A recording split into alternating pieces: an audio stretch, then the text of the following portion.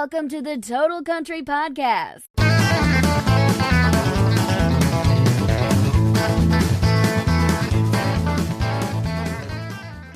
Hello and welcome to this edition of the Total Country Podcast. My name's Kevin Angel and thanks for joining me. My guest today, I absolutely guarantee, is going to be an international star. I'm so excited to say that my guest today is the two-time ACM nominated Caylee Hammack. Caylee Hammack, who describes herself as a hippie in a hillbilly town, grew up in Ellaville, Georgia. Caylee released her first single, Family Tree, in January 2019, having signed to Capitol Records and having previously been a Nashville staff writer.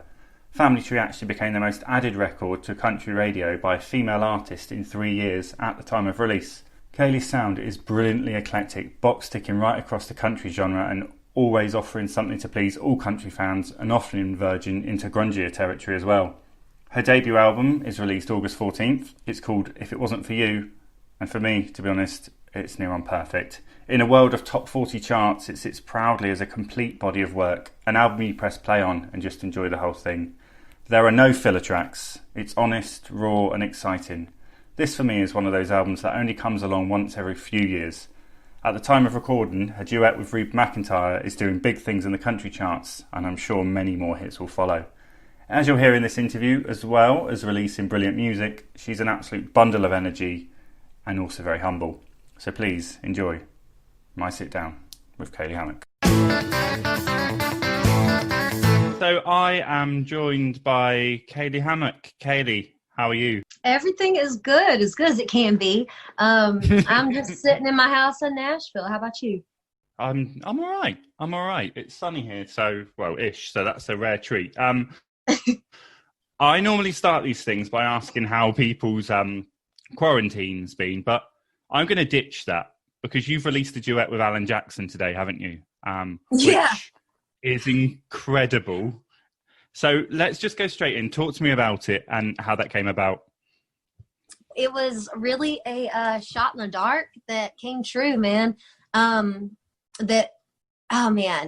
don't know how to explain it because it is a weird story, but it really just started with me being upfront with my label and telling them, I've really been connecting to Alan Jackson's gospel record in all this time. And I was like singing a bunch of his versions of hymns on my YouTube page and everything. And I talked to Cindy Mabe, the GM of Universal, or not GM, the vice president, my apologies. I talked to her, some people get mad about titles.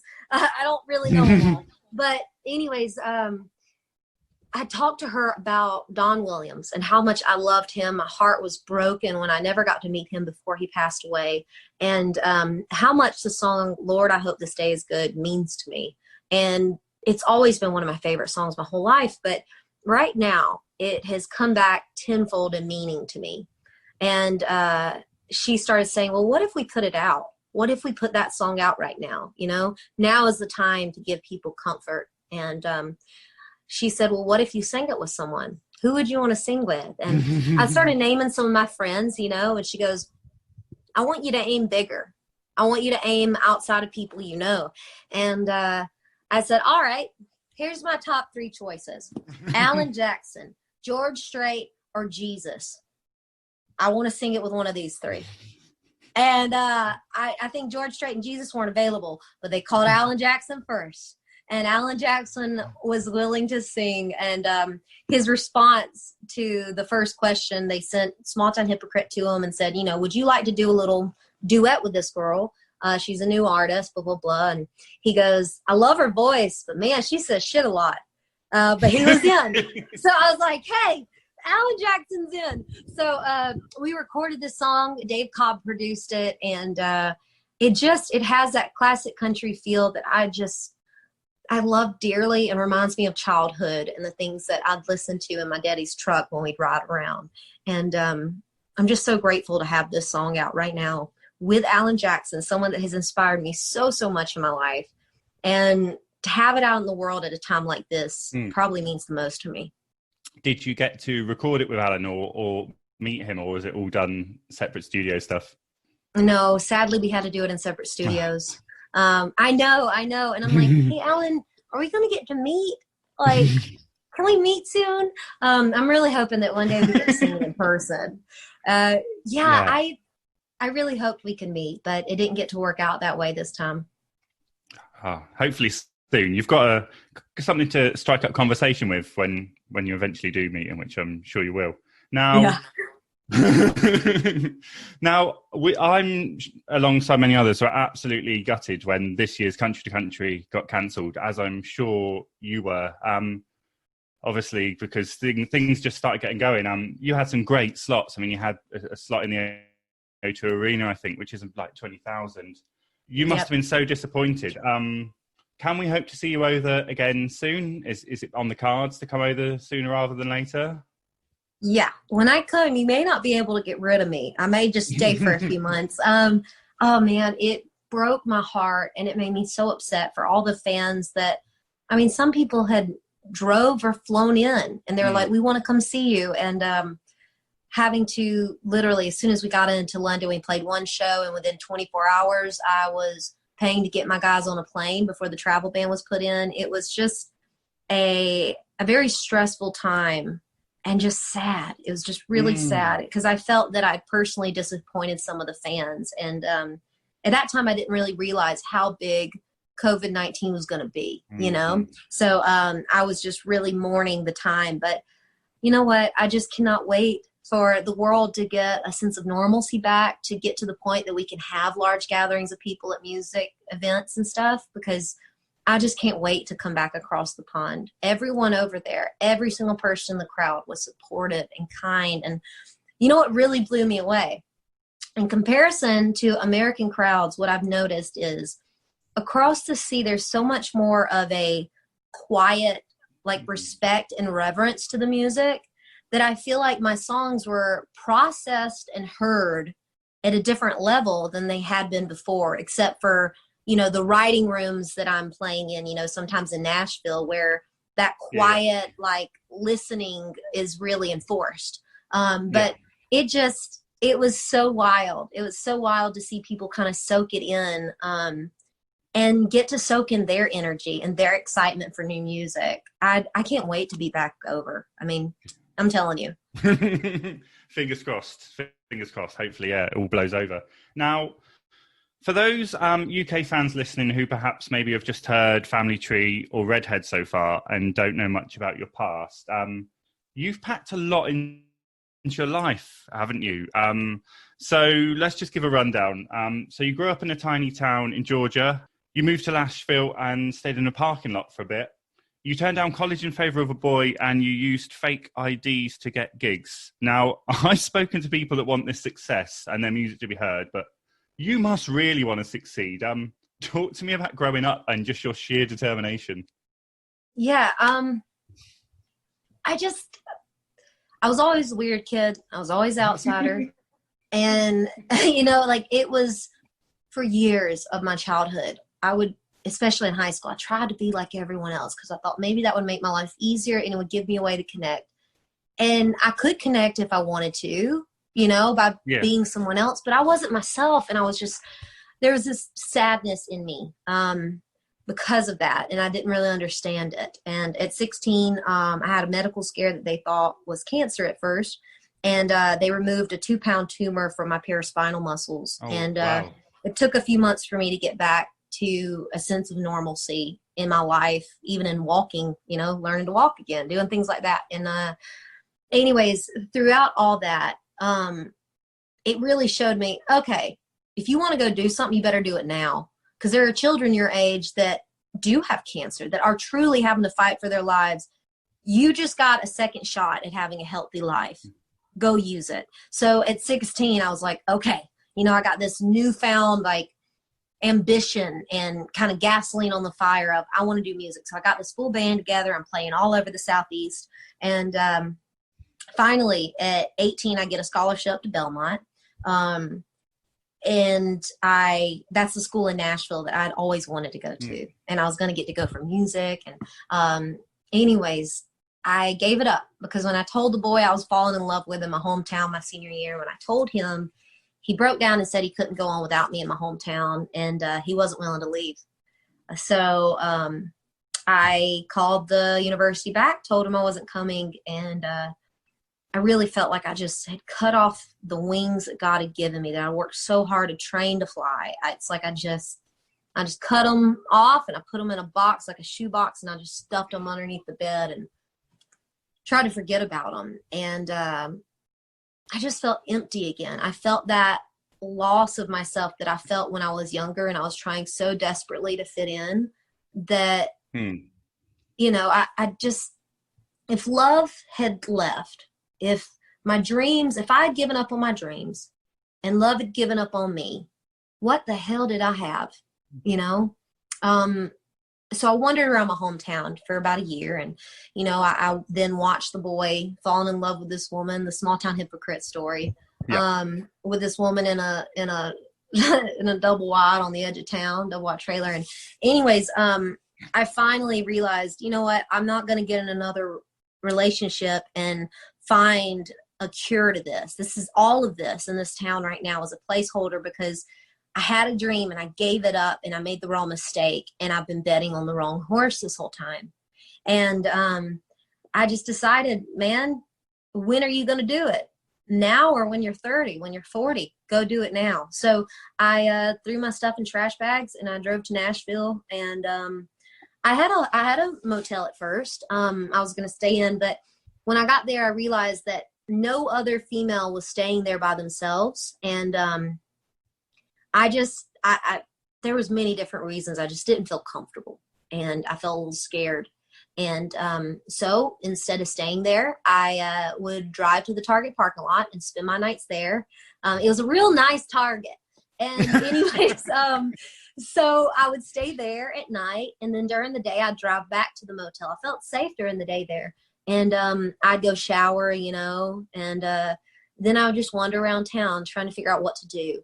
I got a fake ID back home, because you had to be 18 to play in bars in Georgia. And, well, here in Nashville, you needed to be 21 to be singing on stage, technically, you know. And anyways, the band leader actually snuck me in, because I said, I don't think my fake ID is good enough to get into the bars on Broadway except during the day. And he goes, well, you walk in with me and you play a gig and you'll be all right. So I started playing down there for 2.5 years. And yeah, I got signed as a staff writer, started writing this album. In 2017, I was on a writer's retreat. It was the first one that I'd been asked on that I was going to be considered an artist on this trip. I wasn't a staff writer. I was an artist that writers were writing with to write for my artistry. And I was just so excited for that. And while I was gone, the older rental house that I'd had, it had an electrical fire in my wall beside the head of my bed. And within about 10 minutes, everything was pretty much gone on the inside. And it really did turn my life upside down. It was the first time that, you know, I was on my own. I was finally figuring things out. And then everything was gone that I thought, you know, I'd worked so hard for. And but at that time, 2 weeks after, you know, I meet Mary Hilliard, who becomes my manager and one of my biggest advocates for my music. And anyways, she helped me put my life back together. And I told her, you know what, I have nothing left to lose at this point. Why not try and make a record? Yeah. You know? So we moved me into a new house, and I started going back to the studio every day and just putting it all into the sound and into the music. And 2 years of getting to co-write and co-produce the first album, it has been such a amazing journey. But it just gets me more excited to make the new record.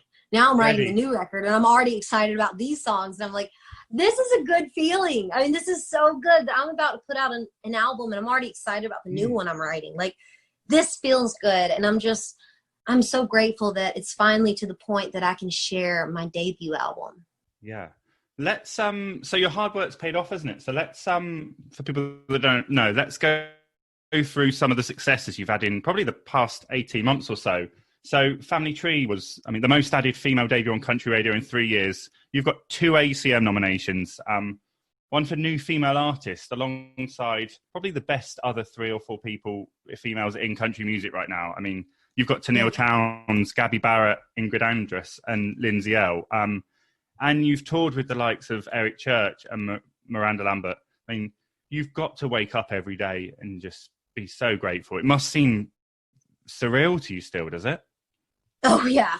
I was just telling someone in another interview, I said, I think I need to find some more synonyms for unreal, surreal, because there's not another term that encapsulates how I feel. I don't think there's really a word that can, because I'll be honest, in no capacity did I believe any of this would happen within the first year of all this. I wake up every morning and I'm just happy that I get to create and I get to spread music around. That this is my living, this is my livelihood, you know, is to make good and spread it. And it is very much surreal. It doesn't feel real. Even when the nomination came in, I woke up, I had slept late that morning. I didn't realize there was nominations. I was like, what does it matter? I'm not going to get anything. So I just I was sleeping late that morning. And then I, wake up to 35 text messages and everyone's like, congratulations. And I'm like, on what? What is it? And then my manager said, you need to go look at ACM's Instagram page. And I went and looked at it, and Keith Urban announced our names 20 times before it felt like it was real. But many mornings I wake up and I ask myself, why? Like, why is this all happening? Why do I deserve this much good? And I don't have an answer to it. I just know that I'm very grateful for every little bit of good and bad I've been given, because it's made the good even sweeter. You know what I mean? Yeah. So let's talk about your debut album. It's called If It Wasn't For You. Honestly, I think it's a contender for the album of the year for me. It's so eclectic. You've got such a broad church of country music in it. I mean, you've got the more traditional country ballads, you've got your rockier sort of party things, then you've got the more pop side. I know there's a focus on the singles market, more and more so, especially at the moment, but it feels like a really complete body of work to me.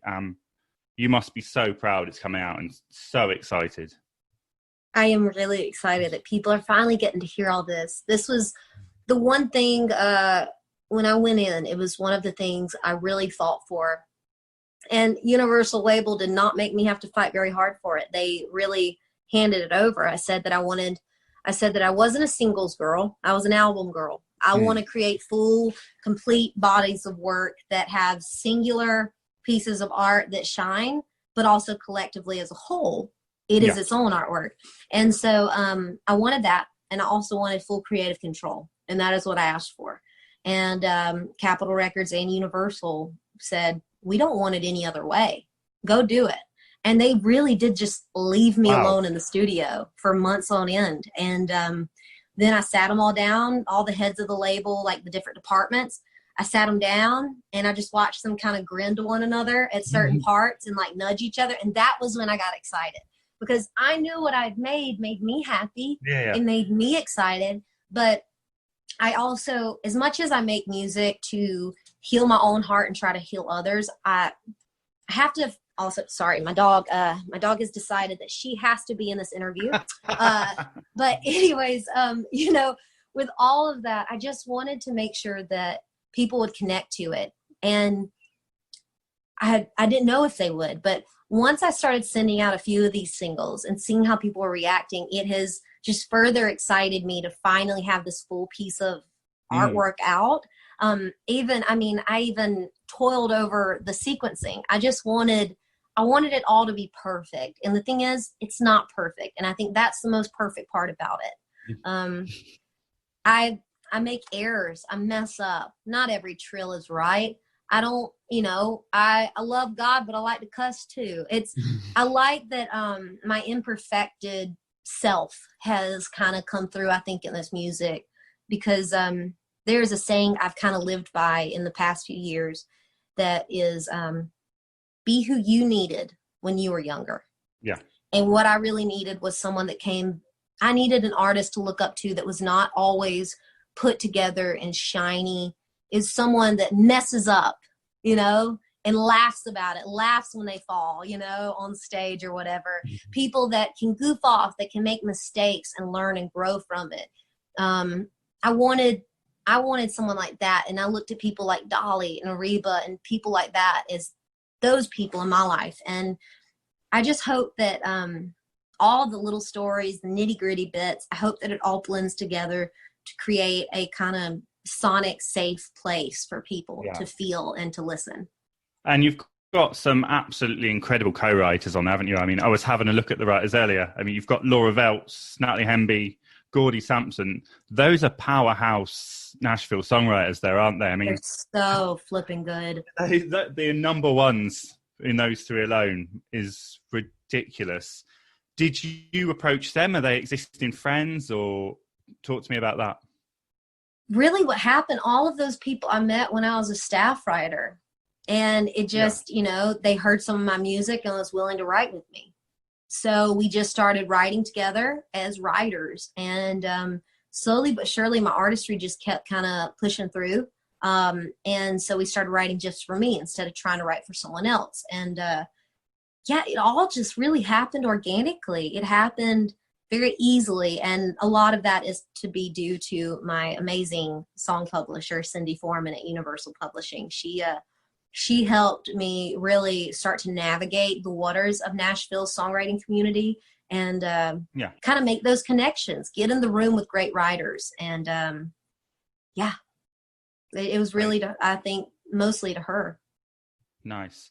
We've got to talk about Redhead, which is doing big things on UK country radio at the moment. Am I right in thinking it's a song you had yourself for a couple of years and then Reba came in later? Is that the case? Yes, for sure. This was the second song that we ever produced for this album. It was the first song that we did a full live session for. Family Tree was just 50, 60 hours of me and Mikey fleshing it out for the most part, and then bringing some friends in, one at a time to play parts. But Redhead was the first live session we got together and started working on, and that was probably 2 years ago. And then within the past, it was late last year, late 2019, fall time, when we got, I can't remember the date, I'm sorry, but we got to bring Reba into the studio, to the House of Blues, where our mixer, Ryan Hewitt, was mixing all of our stuff. Brought her in and sang on the song with her, and it was just, it was like the song was good, and I liked it, but I didn't love it until she was on it. It was like my brain knew there was something missing. You could add something to this. And that was what it was. Same way with Mean Something. I always loved that song, but I always felt like there was something missing. That bridge part, that it's like kind of I call it a dance breakdown, because then it's like, it kind of pumps up the song, I guess, there. There was nothing going on there except a little vocal riff in the background. But then when Ashley and Tennille came in, they just started singing ad-libs over it. And I realized at that moment, I was like, this is why God never gave me the idea. This is why God never gave me something to put in that bridge, because I need these two women to come in and do it. And when I heard Reba's voice on Redhead, it felt the same way. It felt like, oh, this is it. Like sometimes on songs you get this weird like completion feel. You're like, okay, I mean, I could keep tweaking for the rest of my life on this song, but this sounds right.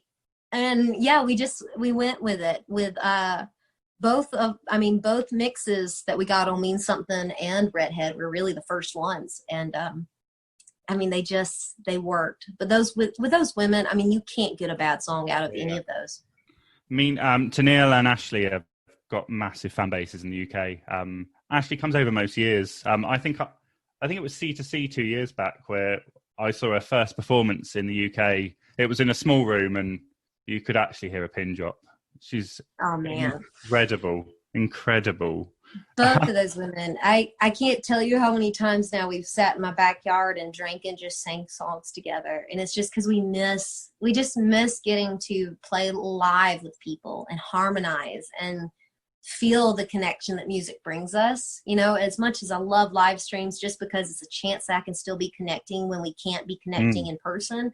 But yeah, we get together about once a week just to sing together and hang out and talk on the patio, because I just miss it, man. We all miss it so much. I can imagine. So I'm conscious we're running out of time, but I finish all interviews with the same 2 questions. They're about food and drink. So I'm going to ask you them as well. No judging, I promise. So if you could only have one meal for the rest of your life, what would it be? It would be from Carrabba's. I was about to say my mom's food, but I was like, well, does that mean she has to cook it every time? Like every day?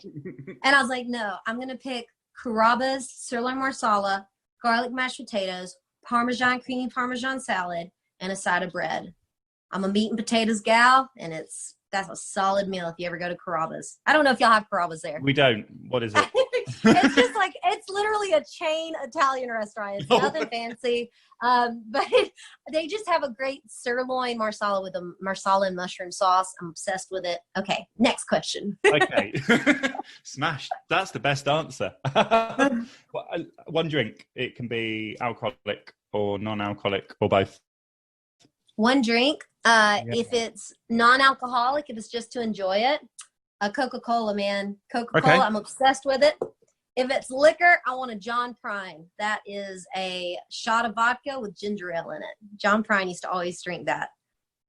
Shot of vodka and ginger ale. Okay. Never tried it. I'll have to give it a go. Yeah, I call it a John Prine now that he's gone. I'm like, yep, I want one of them. Is that self-named? Have you named that yourself? I named it myself.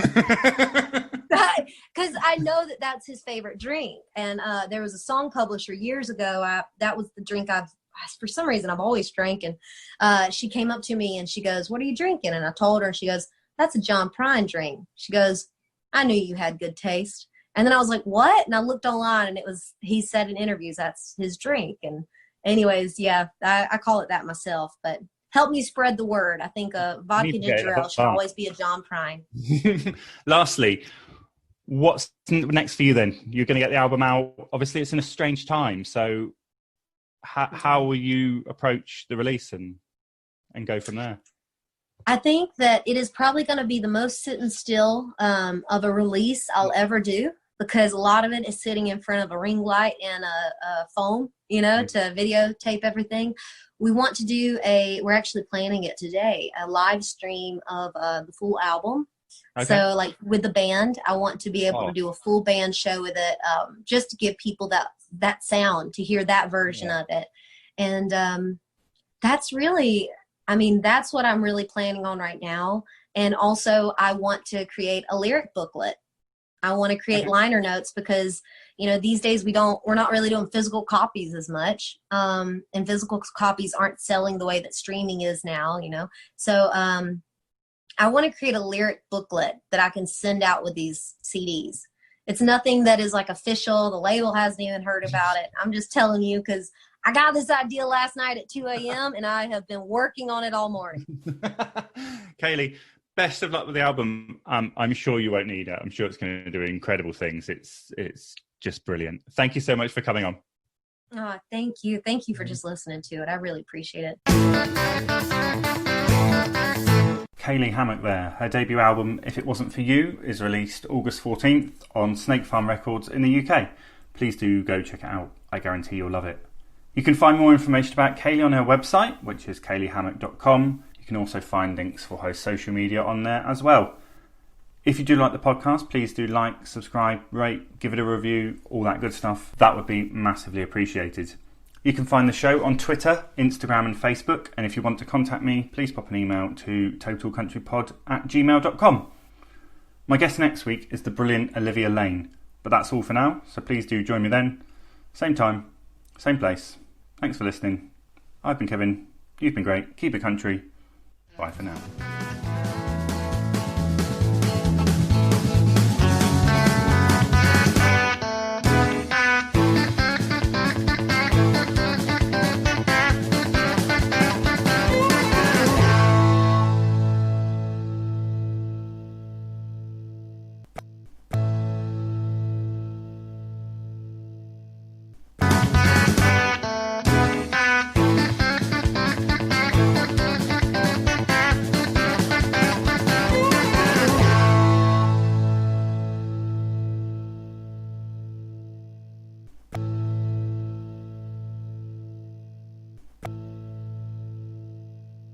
contact me, please pop an email to totalcountrypod@gmail.com.